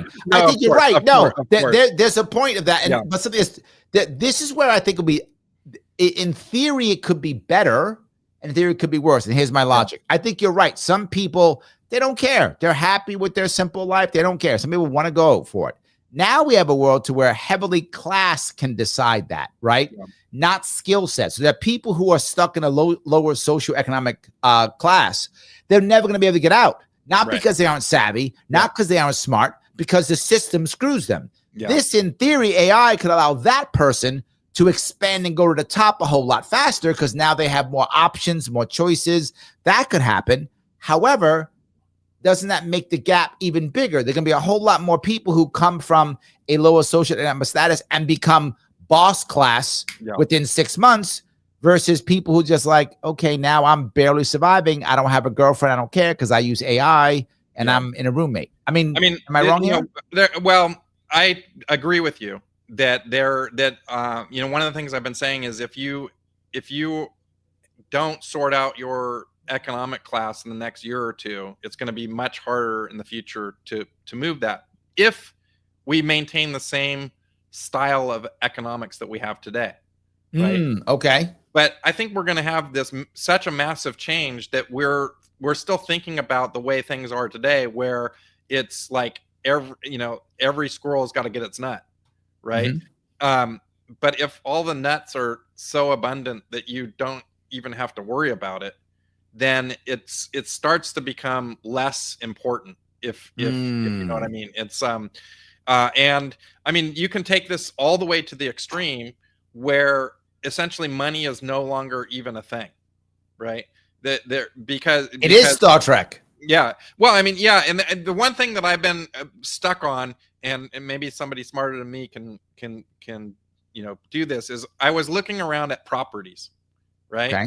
And I was like, if you own this property that's a beachfront property now, other than the government seizing it from you and, redistributing it in some way, right? You basically have a unique item, right? Okay. And so the unique item then is some of the most valuable things that you can own. That you can have. And it's going to be a lot harder to get those unique items. Now, I think that's where the pieces the piece is going to split between quote unquote haves and have-nots. Got it. Okay. Is that there's these unique things that are very challenging to break up and like distribute, because you can only have so many people living in a house next to the ocean, right? Yeah, there's only so much beach property. There's a limited amount, right? That's yeah, right. Exactly. Everybody wants to live there. So I think there's still going to be some bifurcation of economic status, but I think that for the majority of people, they're not necessarily going to have to work. They might work if they want to, if that's what gets, makes them happy. But I think that a lot of people are not going to have to work, and that their standard of living is going to be better than what it is today where they're currently working. And most people, I think, would trade that. Let me do, if I could, a little bit more housekeeping. All right, guys, we're talking about the idea of human-to-human connection versus human-to-AI connection. What is a critical aspect of human-to-human connection? Yeah, you know what I was going to say. It's called respect. It is. So what I want you to do, I want you to head on over to the Advocates at theadvocates.org. There is a link, an actual link in Rumble, on YouTube, and Facebook. Use that link and then because that's how they know it's from me. So use that link. Use that link, head on over there and take the human respect test. Yes, it's a human respect test. Are you respectful? Maybe. Don't get all uppity. Take the test, you'll find out, wise ass. Take the test and you will find out if you are actually respectful or not. You think you are? I don't believe you. Take the test, and when you're done taking it, after you're done, share it. I keep telling you, when you go to the advocates, the number one thing to do is to share it. It matters. Why?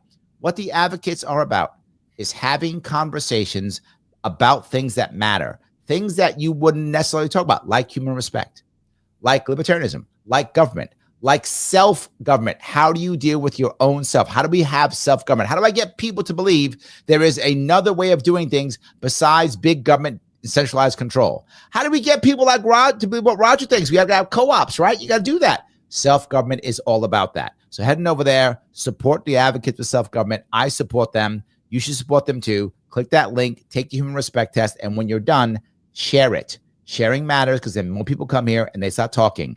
It does matter. They're a sponsor for the show. You want to support the show? This is free. I was just bugging you to become a member, right? I was telling you to give me cash, right? Don't. Just do this. Free. Stop complaining. Go do this. It's free. Please go do this. Click it, and you'll see. You'll help us out. Please do so. Thank you so much. All right. A little bit of housekeeping. I hope we're good with that. I want to dovetail on that just for a second. Please. Because, go ahead. They're also a nonprofit.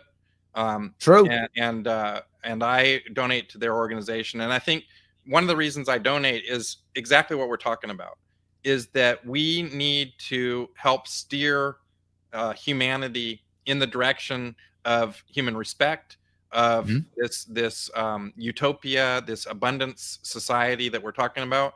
And this kind of organization is the organization that helps get that message out there, right?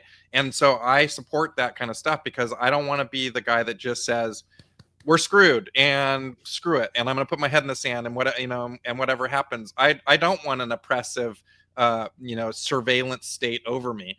And while I may see things, because I'm a realist, I may see things in a certain way, that doesn't mean that that's what I want to happen. What I want to happen is to have everybody have the freedom to do what they want, to live their best lives, to excel, to have voluntary society, all the things that we want. But I see the writing on the wall on some of these things. And so I want to steer the ship as much as I can in my own little way to get us to that point of human respect. And so that kind of organization is the kind of organization that I like to back. There we go. Look at that. Do what Lars says. He's smart. Do what he says. Go click. That's all I'm saying. Let me grab a couple more of these. I got a bunch more super chats I got to grab. All right. Let's see. This is from Lunatic. He goes on to say, humanity can stop the dumbing down of America. No AI. But you could use AI, Lunatic. Are you against the tool that you could use AI to do it? I think I understand what Roger's talking about. He's talking about like, okay, then big government or big corporations will run it. That's a fear. I agree. But can't you also use it to not dumb down America? I don't know. What do you think, Lars? Does he got a point? I think that it can rub both ways. That if people use the tools to just rely on it to like fill in all the gaps and do all the hard work for them, then it can definitely dumb you down. But I don't use it like that. This is such a great tool for me. It allows me to brainstorm all kinds of ideas, to suss out things, to have, think about having a conversation with your smartest friend, and you can talk about any subject, and they're going to like add some dimension to your thought process and give you a little tidbit or a little idea that you might not have had, or a little way of looking at things. I mean, I literally talk to AI every day. I talk to AI more than I talk to people. I mean, honestly. I know. I get it. I talk to people a lot, Yeah, I know. But I think it's a great tool. It's not for everybody. And like my wife, she doesn't talk to AI at all. She is a non-tech person. She wants nothing to do with it. And that's fine. I don't think you have to like embrace this or like say this is the savior or any of that kind of stuff. It's like, if it works for you and it's a tool you like, use it. If not, don't worry about it. It's not, you don't have to be forced to do anything. Well, Lunatic doesn't believe you. He says these systems are shit. AI is shit. No security. So he's probably not wrong. Lunatic's often right. He's just a little bit harsh, but he's not often right. A little bit harsh though. So Anne-Marie AI Boss says, learn the prompt life and you won't lose your job. Now, I've heard this before, Lars. I've heard this saying. It says, AI is not going to replace your job. Somebody who knows AI is going to replace your job. Is that true or no? I mean, I think today that's probably true. When we have the full robot that can do everything, like I don't see, it's like I was talking to my buddy who is a welder, and he's like, AI and robots ain't ever taking my job. I'm a union welder guy, and no robot's going to crawl up there in that rafter and weld that thing.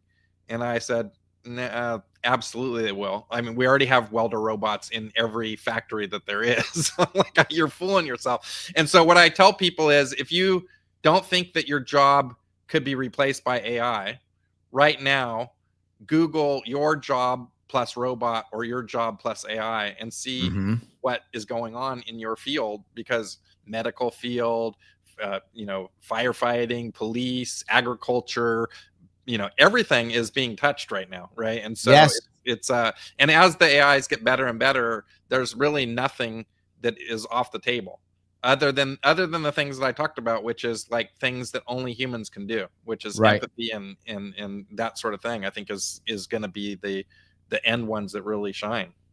Okay. Kay's John, thank you for $10. She says, environmental impact is highly concerning.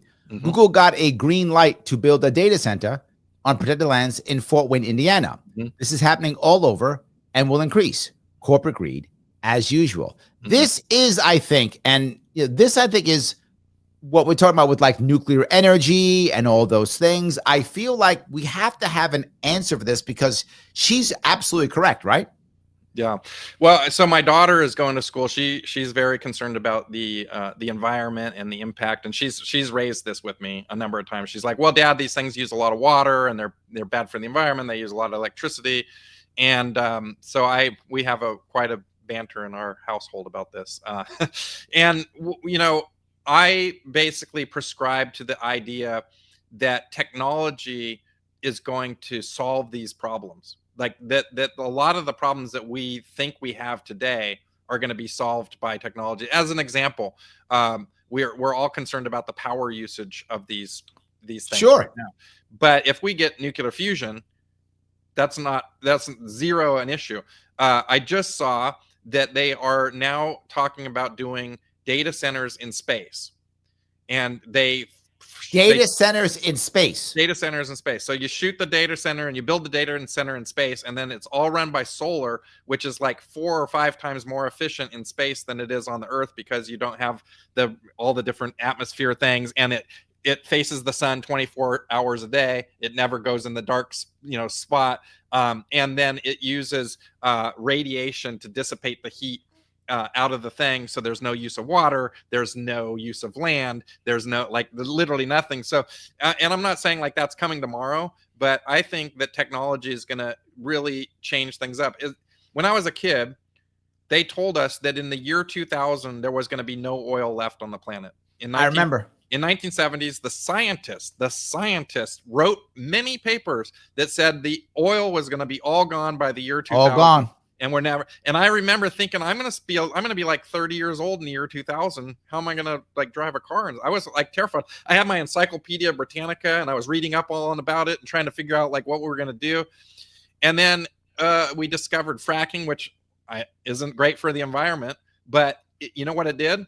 It gave us more oil than we had in the ground the entire history of humanity. Yep. Right. So I think that technology, it's just like what we were talking about earlier in this show, that 2 years ago, no one cared about nuclear power. No one wanted to do it. France has been ahead of the game. You and I talked about this. They are the greenest. They're the greenest country on the planet because they went with nuclear all out, and Germany didn't, and they were still relying on coal. And now they're relying on Russia. Now, that's right. And so the thing is I think as the need and as the economic need, capitalism will find a way to fix these problems, and we'll end up having not be a problem. In the meantime, is there going to be environmental impact? Yes. Is it going to suck for some people? Yes. Do I wish it was different? Yes. is it going to happen anyway? Yes. I mean, I noticed that like Indiana, I think it was Indiana or Ohio, I can't remember. They basically waived all the electric taxes for these things, you know, in order to bring those jobs there. And I was reading about, I think it was Amazon's new building basically, and it's employing like 8,000 people for these giant, you know, data centers, and they're good jobs. And so those governors or the people that are governing those states, that they think that that's important for their citizens. So, I mean, I don't know, if you don't like what they're doing and you don't like that, then vote for some other people that aren't the people that are currently running the show. Particularly if they're libertarians, correct. So I got more super chats. So let me grab Lunatic is back in action. He says, thank you for the $5. I'm absolutely understanding this is convenient. It is. Read and learn through real life experiences, true wisdom. He goes on to say, I combat AI from on-ground pistol-equipped person. Damn, he's not playing games. And then Roger says, AI brought Lunatic and me as socials together against it. He's not wrong. See, this show brings us all together. The kumbaya moment on the Larry Sharpe show. It is. Absolutely. We didn't realize that. So I have a lot. I'm trying to grab some. I have so many of these I want to try to grab. D. Tomo says, sorry, not buying that OpenAI is a real company. It just got a lot of big players behind it. Gen AI will be commoditized much quicker than people realize. Yeah. Touch that. 100%. I think that the LLMs right now, for the most part, are just commodities. They're all basically the same, whether you're using Claude or Grok or OpenAI. And you see, as they bring out each one brings out a new iteration. They leapfrog the other person by a little bit, and then, but there's nothing new and like so insane. And there's no one's really coming up with anything super novel that is like game changer that no one else can do or can have, and that you know, other companies can't just throw a crap pile of money at and kind of get to. What I do think OpenAI is starting to have as an advantage is they are doing so many deals with so many players, and they're getting so much traction. Like the network effect is the key, right? When Facebook was first starting, they could still be crushed. When Twitter was still starting, it could be crushed. But once it reaches a certain mass network effect and everybody is reliant on the thing to get the thing, it's self-perpetuating, right? And so they were kind of first mover. They were the first to really like monetize people. And it's more challenging for if you don't have that network. That's why Grok is kind of interesting, because they have the network. And you look at the other players are all trying to figure out how to get a network. They're trying to buy a browser. They're trying to buy, like, maybe somebody's going to buy Rumble just because it's got a lot of content, and it's maybe like you look at the valuation of it compared to other things and you're like, oh, that's actually pretty cheap for all that content, right? Right. Because in the world of AI, data is king. Having access to the data. Now, right now, they're all scraping each other's data and stealing it, and they're all suing each other. And they're like, you know what? I'm just going to steal it, and I'll probably make more money after I sell the stolen goods that I can pay the fine to cost of doing business, you know, whatever. So I see that, but no, that's totally right. Is that it's a commodity right now. I think it's probably going to get more commodity as we get to this open source thing where I can just run it on my own house, and I don't need any of these people to basically do the thing, right? Like it's the open source AIs are going to get so good that, you know, you're only going to need to go to the cloud if it's like some really edge case, because they're just going to be so good and they're going to be free. So like, why would you pay? Yeah, well, I see where you're going with that. I some of the things I'm gonna touch. Let me grab another super chat. I got so much stuff coming in here. Phil says, I have CNC laser engraver. I expect a Raspberry AI. Well, there we go. He's always got jokes. Phil always has jokes. That's kind of how he is. So, all right. Let me see. I want to grab a couple of these. Here, Robert says, all I'm hearing from this man is humans are going to have to pay a premium price for human connection. I think that's kind of happening now. But then let me ask the next piece that goes to this. If that's true, will we create almost like Luddite communities, like Amish communities, or like that? And second, will we create a non-tech getaway, almost like now humans go camping to not watch TV or something? Will we have a non-tech getaway like that? Yeah, it's a detox. Those types of things. AI detox. Detox. AI detox. Yeah, go ahead. No, I agree, and I think that don't get me wrong. I think I touched on the guys playing mahjong. I actually think that we're going to go the opposite direction, and then there's going to be so much human interaction because there's going to be so much free time, given up, that I see a lot of people going to barbecues at the parks and to being much more social. Remember, we used to be a lot more social before we had these 9-to-5 jobs that we all had to show up with. It's like there used to be a lot more.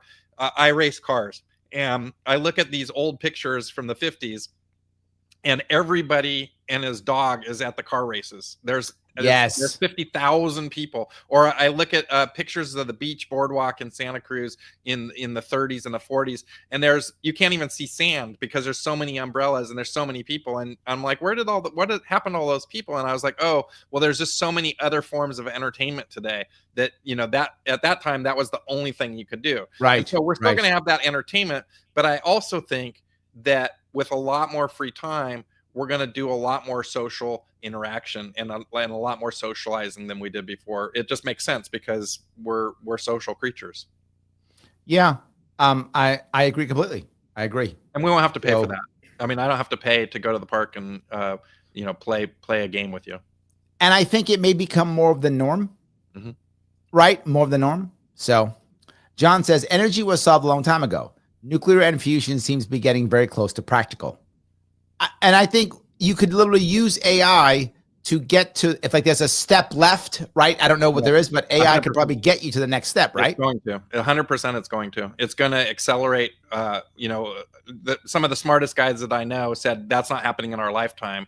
And now they're like, that probably is happening in our lifetime. Right? So that's very good. So it's accelerating everything. And so I think that, that's good. There we go. So here, I want to do one thing if I could, guys, a little bit more, I guess, housekeeping, I would say. Guys, don't forget this Friday, Sharpe Club, 8 p.m. Tomorrow, 7 p.m., I will have an AMA. Next week, remember, Sharpe Way Show will only be on Sharpe Way Properties. No longer Larry Sharpe Facebook, no longer Larry Sharpe X. Gone. We're shifting it over so I don't get in trouble. So we're doing that. So please make sure you remember that. This is the last week you're going to see the Sharpe Way on Larry Sharpe Properties. They're gone after this over on Sharpe Way. So what should you do?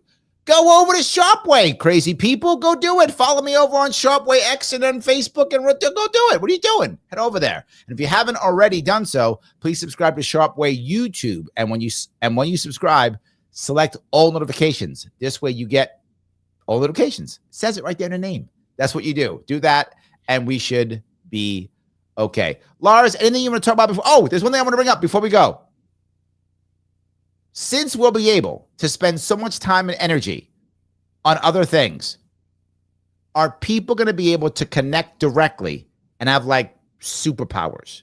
Oh, and like 100%. be able to like link up and be like, I can win Jeopardy every time, like 100%. That. 100%. That's already basically here. The Neuralink that Musk has put, and there's a Neuralink. Yeah, there's a couple other companies that are doing that, and it's not science fiction anymore. Like literally, it's like there are veterans who are paraplegic or have lost their sight or have different situations going on, and they've embedded these Neuralinks into these people, and they're able to control a robot with their mind to feed them. Right? Like that's amazing. And that is, this has been going on for a long time, but they were able to show a video to people, have a sort of a brain scanner on them, and then pull out the data out of people's brains and put on a screen what the person was envisioning inside their brain. So we're there to the point where technology is going to be able to like basically interface with your brain. And I think, of course, many people are going to be like, I'm never doing that. I'm going to be a cold, dead corpse before I ever let that thing in my body or whatever. And then there will be people that are like, I want to be a total cyborg and like, I want to have it. It's true. Some are going to want that. The thing all the time. And I think that's the, as long as it's not forced, as long as you have personal choice to do that or not do that, I just like everything else in my life, I want you to be able to have that choice if that's what you want to do. And if you don't want to do it, I hope you never have to do it. There we go. So, guys, if you want to follow what Lars is doing, please head over to X and follow him on Libertarian Lars, or head over to Facebook and watch him rap on the pyramids. If you could do that at Lars 2024, please enjoy that if you would. Also, something else. Remember something, guys. Once this is over, please come back and comment after the live. Here's what I want you to answer this question. Do you think in the next 5 years, will AI be a net positive or a net negative in the next 5 years? Will AI be a net negative or a net positive? Thank you so much, Lars. I appreciate the time you gave me. Thank you so much, Larry. All right, guys, if you watch this not live, you're going to see 2 videos pop up. Please watch one of them right away. Mr. Rhythm, algorithm, loves it tremendously. I will see you all